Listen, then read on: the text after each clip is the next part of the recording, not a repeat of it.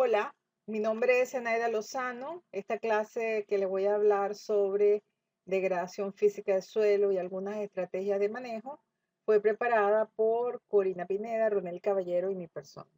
El contenido que vamos a desarrollar a lo largo de la clase está relacionado con degradación de tierra, los factores que lo afectan, la degradación antropogénica y la degradación de suelo y cuáles son los tipos de degradación de suelo.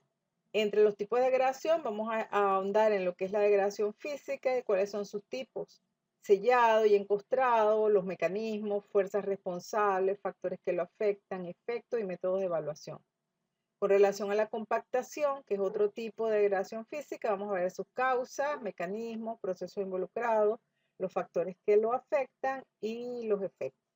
En déficit y exceso de humedad vamos a ver sus causas y sus efectos. En la erosión hídrica, los procesos y factores que la afectan, los tipos, las características del suelo que están relacionadas con la erosión hídrica. Y también vamos a hablar de la erosión eólica. Vamos a ver algunas prácticas u opciones tecnológicas de manejo para suelos con problemas de degradación física específicamente. Vamos a hablar de la capacidad del suelo de recuperarse, que es la resiliencia, y las diferencias entre los conceptos de recuperación, restauración y rehabilitación, que a veces se usan como sinónimos. Nosotros conocemos como degradación de tierra la pérdida de su capacidad productiva. Esta degradación pudiera ser natural o antropogénica.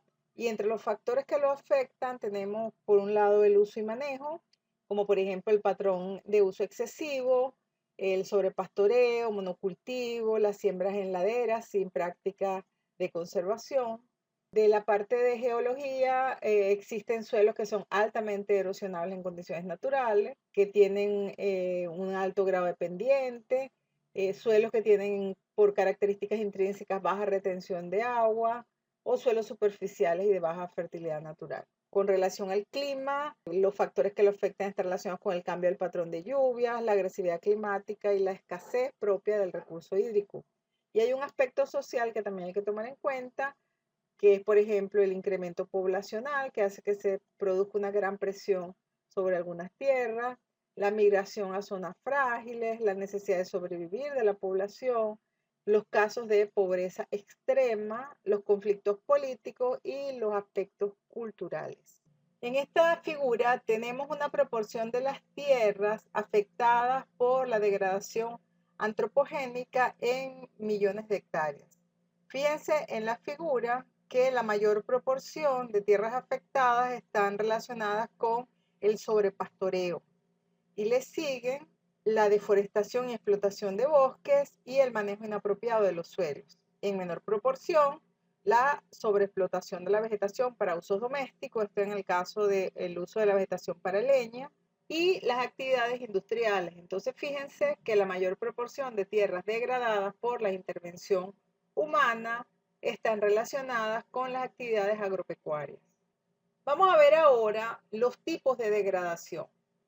Tenemos por una parte cuando la degradación se produce in situ por deterioro interno, y allí tenemos la degradación biológica, degradación química y degradación física. Ya de la degradación biológica y química hablamos anteriormente y nos vamos a centrar en la degradación física. Y por otro lado está la degradación donde el suelo se traslada de un sitio a otro, que lo llamamos degradación por desplazamiento, y allí tenemos la erosión hídrica y la erosión eólica. Estos dos tipos de degradación, erosión hídrica y erosión eólica, también las vamos a considerar dentro de la degradación física.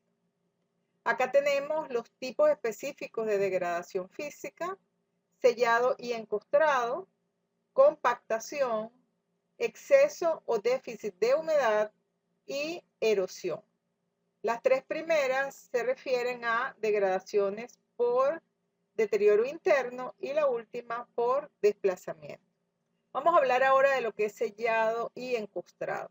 Este es un proceso que toma importancia ya que ocasiona un aumento en la densidad aparente de la capa superficial del suelo. Y allí en esa capa se produce una disminución de la porosidad, y eso se va a traducir en una disminución a su vez de la conductividad hidráulica lo que va a provocar problemas de aguachinamiento, o sea que se acumula agua en la superficie porque no puede penetrar al suelo. Si estamos en zonas con pendiente, como el agua no puede entrar al suelo, se puede perder, y si estamos en zonas planas, el agua va a quedar sobre la superficie. En el caso de que el suelo esté húmedo, esa capa compactada superficial se va a llamar sello y su principal efecto es el impedir la penetración de agua dentro del suelo, pero cuando ese sello se seca, su principal efecto es limitar la emergencia de plántulas. Y en este caso, esa capa compactada superficial se llama costra o encostrado. En esta figura podemos ver los mecanismos involucrados en la formación del sello y de la costra. Fíjense que si tenemos los agregados de suelo expuestos a la acción de la lluvia, el impacto de la gota hace que estos agregados se fragmenten y pasen a ser unos agregados de menor tamaño. También se produce una dispersión por efecto del agua y se separan en partículas individuales. Estas partículas individuales pueden lixiviarse a través del suelo, de la superficie del suelo y penetrar y taponar los poros. En este caso se va a formar una capa densa, que es una compactación superficial, que es lo que llamamos sello, y posteriormente, cuando esto se seca por efecto del sol, se forma la costra.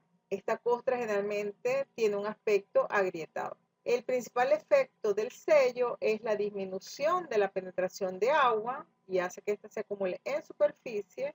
Y el principal efecto de la costra, como es una capa endurecida, es la limitación a la emergencia de plántulas. Entre los factores que afectan la formación de sello y costra están los factores del clima, del uso y manejo y las características del suelo.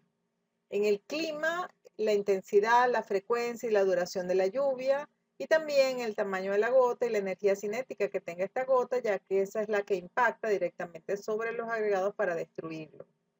Con relación al uso y manejo, el uso de la labranza convencional, donde el suelo se deja desnudo, hace que se incrementen los problemas de sellado y encostrado, también la quema de los residuos de cosecha, y los cultivos tienen un efecto más a largo plazo.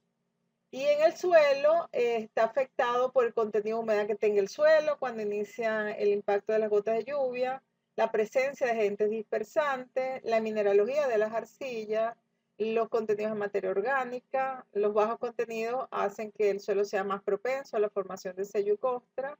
Bajos contenidos de sesquióxido, de hierro, aluminio y otros agentes cementantes.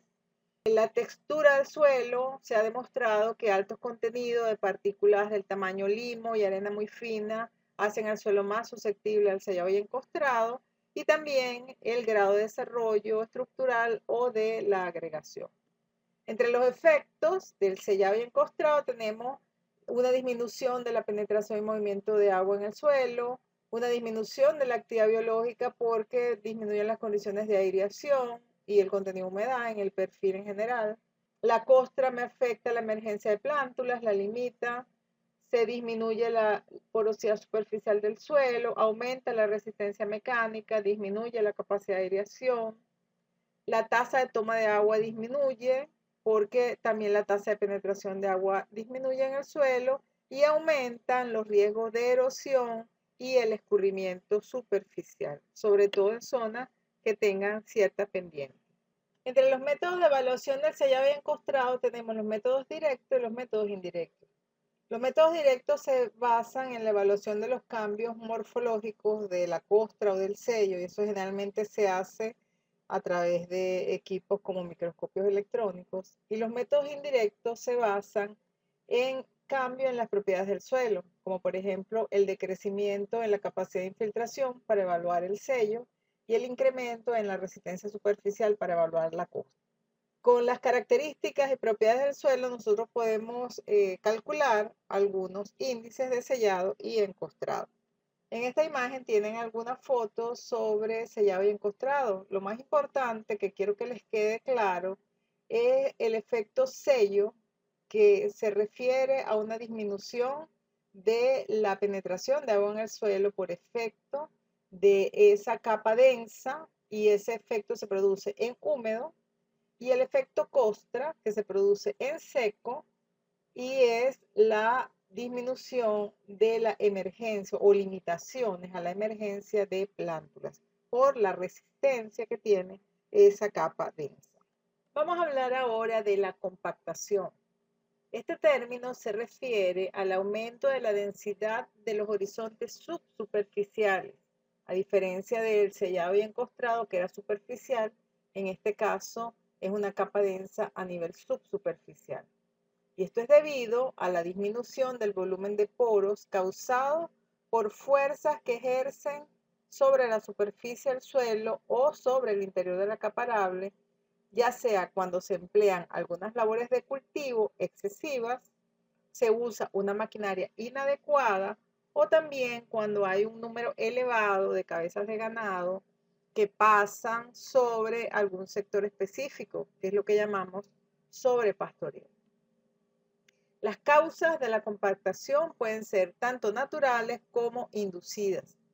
En el caso de las causas naturales, se debe, por ejemplo, a la compresión natural de las partículas del suelo durante su proceso de formación, o también a los procesos naturales de contracción debido al humedecimiento y secado.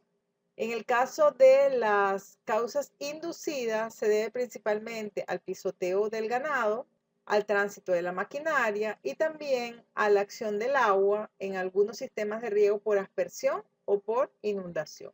Entre los mecanismos podemos ver acá como un suelo que está bien estructurado en forma original, debido ya sea al tráfico de maquinaria o al sobrepastoreo, se produce un colapso de los agregados, principalmente de los agregados grandes, los macroagregados, y eso provoca una disminución de la porosidad, con el consecuente aumento de la densidad del horizonte subsuperficial y también se producen cambios en la geometría de poros. Esto es el proceso de compactación y el resultado sería un suelo como el que vemos acá en esta figura, que sería un suelo compactado a nivel subsuperficial. Fíjense que cambia también la geometría de los poros. Entre los factores que afectan este proceso de compactación tenemos el laboreo, que aumenta o disminuye la compactación dependiendo del número de pases. Si se hacen la cantidad de pases adecuados con el contenido de humedad ideal, más bien aumenta las condiciones de aireación del suelo, pero si se hace con excesivo número de pases de maquinaria o a un contenido de humedad inadecuado, entonces favorece la compactación. También la labranza intensiva y continua, debido también al tráfico de la maquinaria, que es un peso adicional sobre el suelo. La carga animal excesiva, que es lo que ya comentamos del sobrepastoreo. Las condiciones de textura y humedad del suelo, en la medida que el suelo tiene mayor humedad, hay mayor tendencia a la compactación y hay algunas partículas que son más susceptibles también a compactarse. Y hay un efecto de los cultivos a largo plazo, que está relacionado con el manejo que se le dé a esos cultivos. Lo importante acá es que en el caso de la compactación es un efecto acumulativo. En la medida que se haga mayor cantidad de sobrepastoreo o se aplique más maquinaria, se va a ir aumentando el proceso de compactación del suelo. Entre los efectos tenemos un aumento en la densidad aparente, una disminución de la porosidad total, pero también hay un cambio en la distribución y continuidad de los macroporos, generalmente disminuyéndose. Hay problemas de germinación de la semilla porque no hay las condiciones adecuadas para que se produzca esa germinación. Hay disminución en la tasa de infiltración, lo que provoca escorrentía y erosión. Aumento en la resistencia mecánica a la penetración a nivel subsuperficial, lo que afecta el desarrollo y profundidad radical. Vemos acá algunos ejemplos de un suelo compactado. Fíjense que en este terrón no se ven los agregados bien formados, sino que se ve en forma maciza, igual que acá. Este es un suelo un poco más arcilloso y los agregados son densos. Y el efecto que tiene sobre las raíces de la planta, fíjense que crecen en forma lateral, debido a que hay un impedimento para que las raíces puedan penetrar esa capa endurecida. El otro proceso de degradación que mencionamos anteriormente está relacionado con los excesos o déficit de humedad. Hablando de los excesos, cuando un suelo es afectado por exceso de humedad, ocurre una exclusión del aire y ese intercambio de gases, que es beneficioso, que se produce entre el suelo y la atmósfera, se ve impedido y se producen condiciones de anaerobiosis. Las causas del exceso de humedad son, por ejemplo, la excesiva lluvia o la inundación, la elevación del nivel freático también produce anaerobiosis, mesas de aguas superficiales estancadas también pudiera ser por efecto de la compactación, que el agua no penetra y si está en una zona plana, el agua queda en superficie, o también cuando el drenaje superficial es impedido. Entre los efectos de estos excesos de humedad tenemos que hay una pérdida de la resistencia del suelo, hay pérdida de la tracción, hay incapacidad para realizar las labores de cultivo con esas condiciones de exceso de humedad, hay una disminución de la porosidad superficial del suelo, separación de los agregados. En algunos casos, si el exceso de agua es por ascenso del nivel freático, puede haber también ascenso de sales, produciendo salinización, cambio en la solubilidad de algunos elementos y de sus formas químicas. Los más afectados son el hierro, el manganeso, y también prevalecen las condiciones de reducción del suelo. Con relación al déficit de humedad, las principales causas de este déficit hídrico son baja precipitación o alta evaporación en zonas áridas o semiáridas, pero también pudieran ser las lluvias erráticas en zonas subhúmedas. La baja habilidad del suelo para retener agua, esto es en el caso de suelos de texturas gruesas o suelos también que tengan muy bajo contenido de materia orgánica. Y también el enraizamiento restringido debido a la presencia ya sea de capas compactadas, de pedregosidad, también pudiese ser la estratificación del perfil o las limitaciones químicas como acumulación de sales, presencia de algunos elementos tóxicos como el aluminio en la zona de exploración de las raíces. Vamos a hablar ahora de erosión hídrica. Este es uno de los problemas de degradación más grave en zonas tropicales. Es el proceso de desgaste y deterioro del suelo a través del cual se produce la remoción progresiva y selectiva de las partículas y también productos solubles del mismo. Y esto es debido a la acción del agua en un tiempo determinado y está afectada por diferentes factores como la biota y el relieve. Es un proceso muy complejo, ya que no solo intervienen las características propias del suelo, sino también las características de la lluvia, del relieve, de la cobertura que hay sobre el suelo y de las prácticas de manejo asociadas a esos cultivos. Entre los factores que afectan las pérdidas de suelo por erosión hídrica, tenemos el clima, el suelo, la topografía, la cobertura y uso de la tierra y las prácticas de manejo y conservación del suelo. Del clima nos interesa la precipitación, ya que es el agente activo de separación y transporte de las partículas. Medimos allí la intensidad, la duración y la frecuencia de las precipitaciones. Del suelo nos interesa su separabilidad, transportabilidad y riesgo de escurrimiento. De la topografía, el principal factor es la pendiente, tanto su gradiente como su longitud, y también nos interesa la forma del terreno. De la cobertura o uso de la tierra, es importante evaluar la arquitectura, densidad y la velocidad de crecimiento de los cultivos. Y con relación a las prácticas de manejo, ellas van a ejercer un efecto protector del suelo dependiendo de la práctica que se utilice, ya sea siembra en contorno, siembra directa, barreras vivas, etc. Todos estos factores son considerados en la ecuación universal de pérdida de suelo, conocida como USLE por sus siglas en inglés. Esta ecuación nos va a permitir calcular las pérdidas de suelo promedio anual por una relación multiplicativa de los diferentes factores. el factor R, erosividad de la lluvia, el factor K, erosionabilidad del suelo, el factor L, longitud de la pendiente, S, factor gradiente de la pendiente, factor C, cobertura y manejo del suelo, y finalmente factor P, prácticas de conservación de suelo. En esta figura vemos algunos procesos y mecanismos involucrados en la erosión hídrica. Fíjense acá que tenemos los agregados superficiales del suelo, los cuales al ser impactados por las gotas de lluvia se fragmentan en agregados más pequeños. Posteriormente se separan las partículas y por el mecanismo de salpique pasan a la suspensión de agua de escorrentía.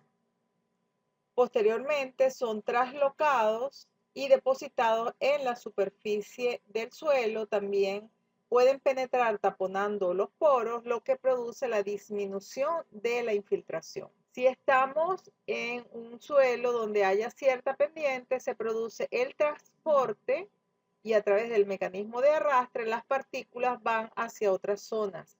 Y cuando se consigue un cambio de pendiente, por ejemplo, se produce la sedimentación. Entonces, esos serían los diferentes procesos y mecanismos de la erosión hídrica.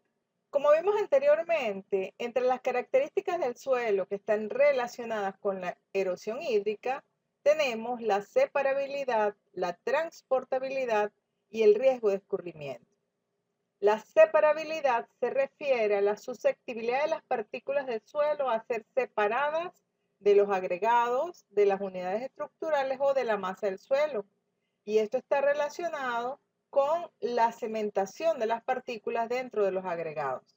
Podemos evaluarla a través del contenido de arcilla, el contenido de los iones divalentes o los esquióxidos, que son los agentes cementantes, por la actividad biológica, contenido de materia orgánica, la superficie consolidada o la misma superficie específica de los minerales.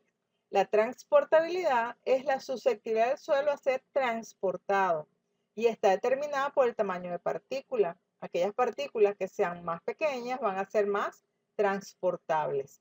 La evaluamos a través de la distribución de tamaño de partículas primarias o secundarias, del contenido de materia orgánica y del contenido de agentes cementantes.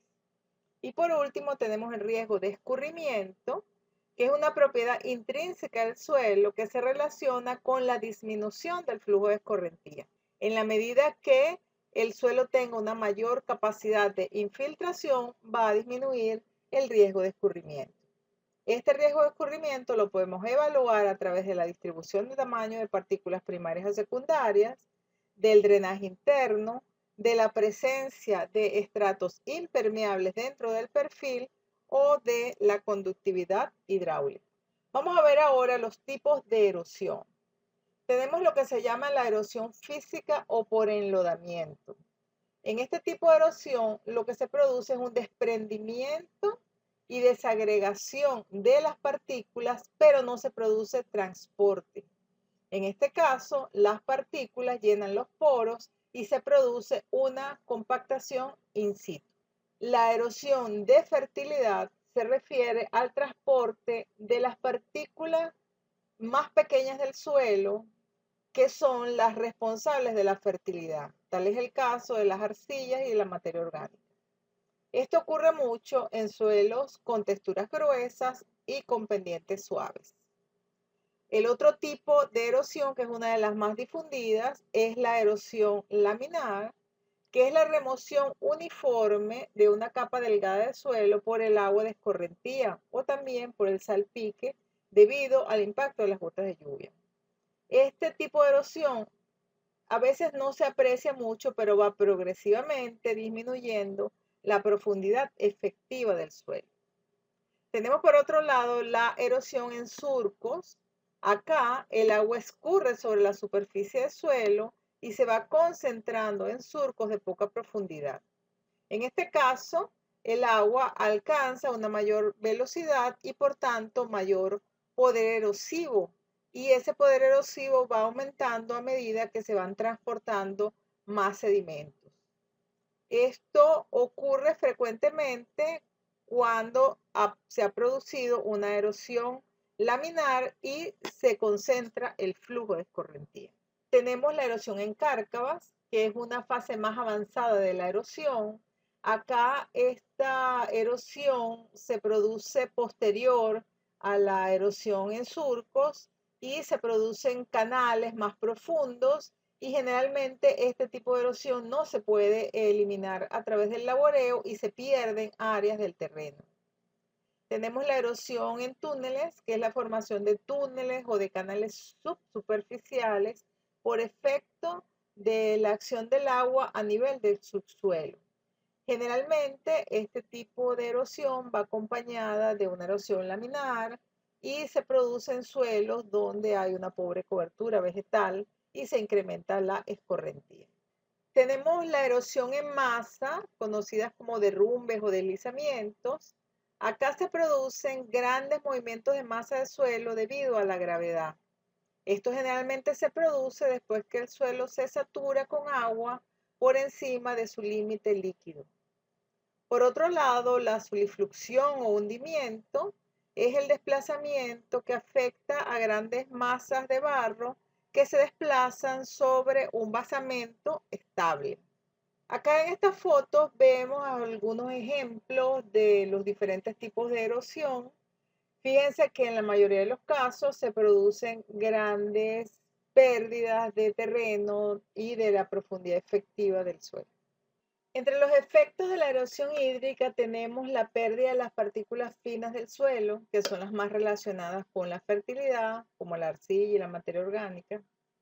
El afloramiento de capas de suelo con limitaciones, ya sea por limitaciones químicas o limitaciones físicas, capas compactadas, por ejemplo.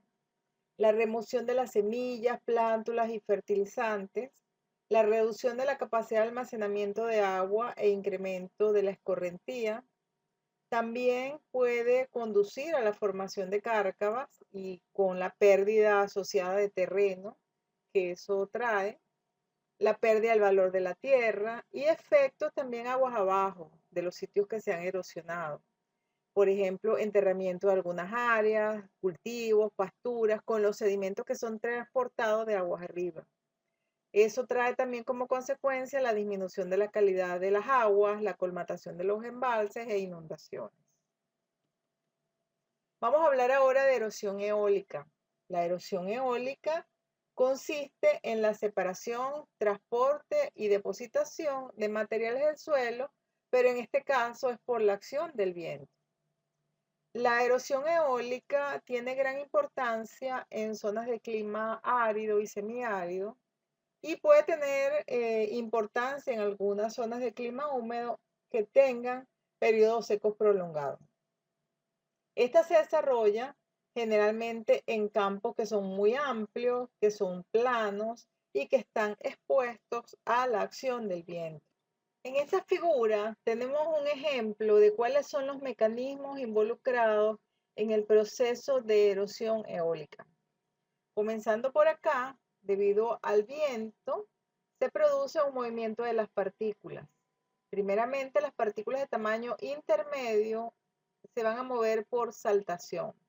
En ese proceso de saltación van a producir como un bombardeo sobre otras partículas más grandes, en este caso las partículas mayores de 0,5 a 2 milímetros, que serían las arenas gruesas y muy gruesas. Estas partículas, como son más pesadas, ellas se van a arrastrar sobre la superficie y se van a mover muy localmente.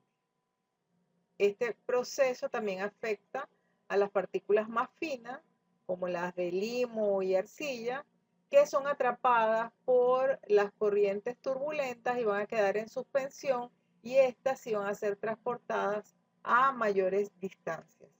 Entre los efectos de la erosión eólica tenemos la pérdida neta de suelo, cambios texturales, ya que se pierden las partículas de forma selectiva, y eso trae consigo disminución de la retención de humedad, menor capacidad de intercambio catiónico, menor retención de nutrimentos y disminución de la capacidad productiva general del suelo. Tenemos también un efecto abrasivo de las partículas del suelo sobre las plántulas, una redistribución de los fertilizantes, una abrasión de las partículas, sobre todo en las arenas, que tienen un efecto cortante, que vamos a tener sedimentos en suspensión, que puede traer problemas para la salud, afectación de las estructuras y los equipos, y también afectación de los cultivos por depósito de material.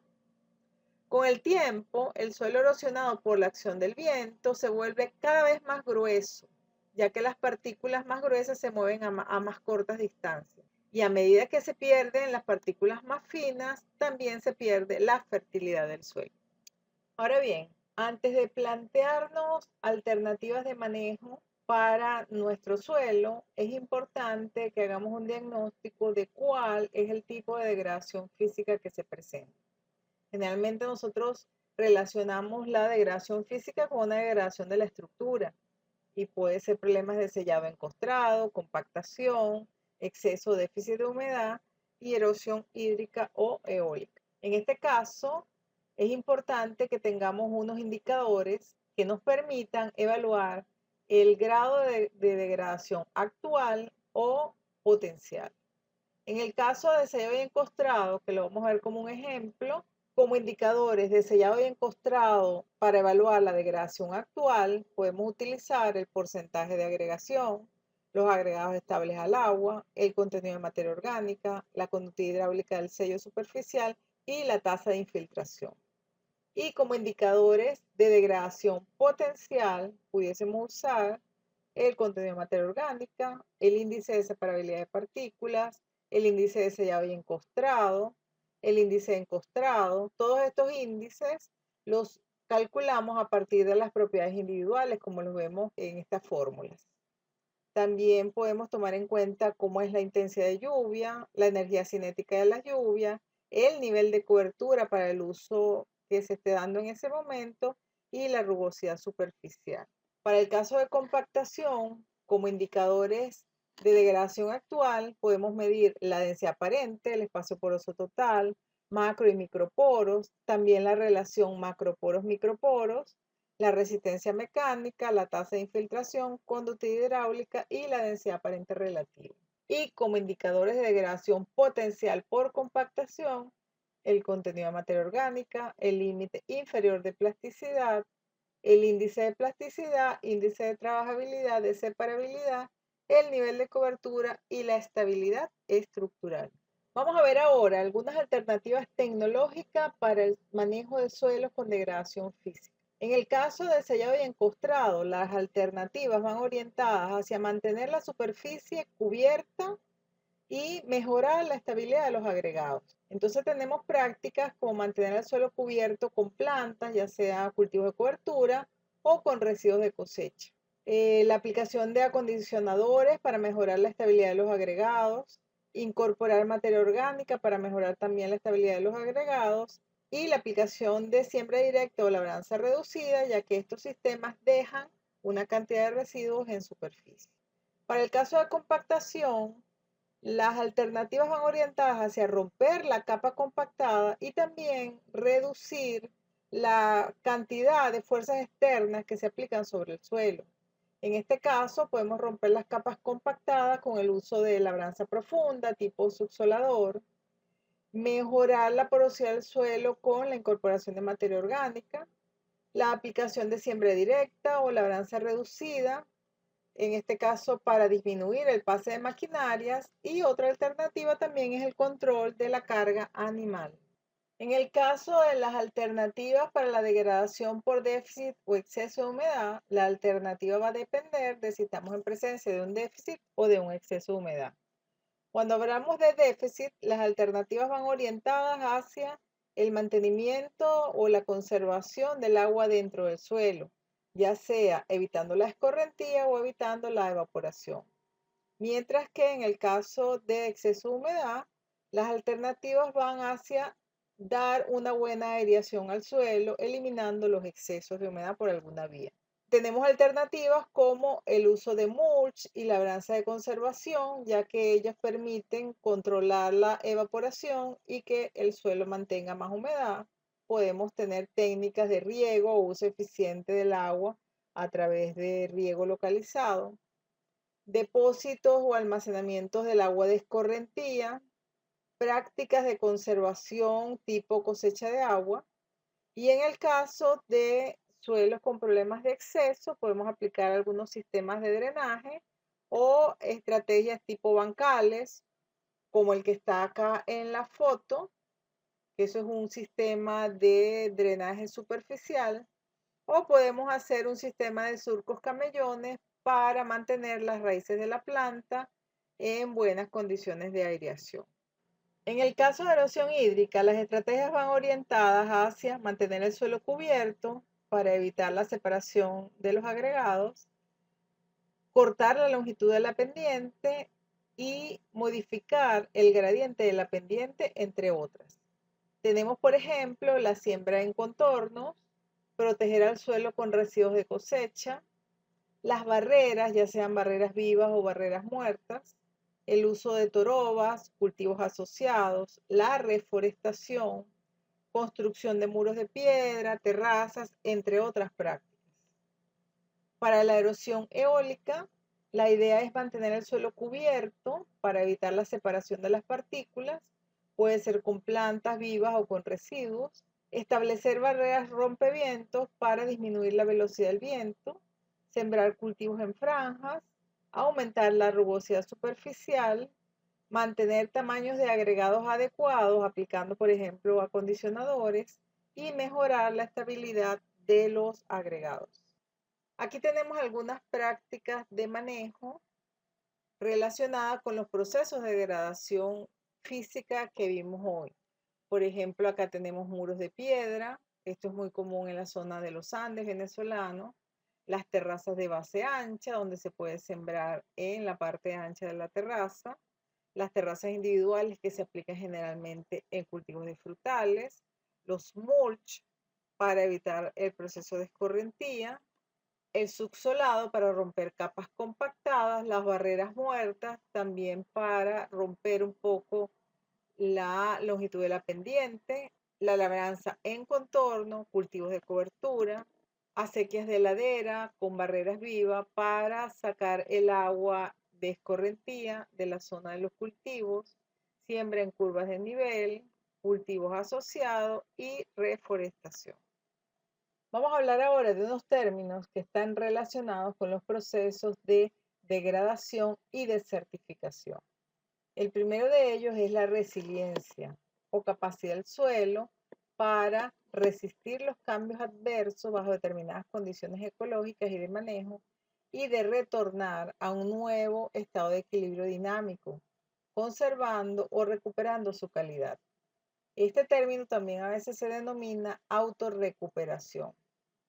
Los otros tres términos, restauración, recuperación y rehabilitación, muchas veces se usan como sinónimos, pero tienen ciertas diferencias. Cuando hablamos de restauración, nos referimos al proceso de devolver a los ecosistemas las condiciones y funciones lo más cercano posibles a las que tenían previas a su proceso de degradación. Pero cuando hablamos de recuperación o de rehabilitación, estamos refiriéndonos a la intervención que se realizan a suelos que han sido desertificados. Cuando hablamos de recuperación, se refiere a la intervención vía reforestación con especies autóctonas.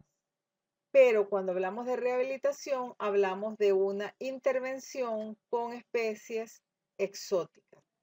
Bueno, eso es todo lo que quería explicarles. Muchas gracias por su atención.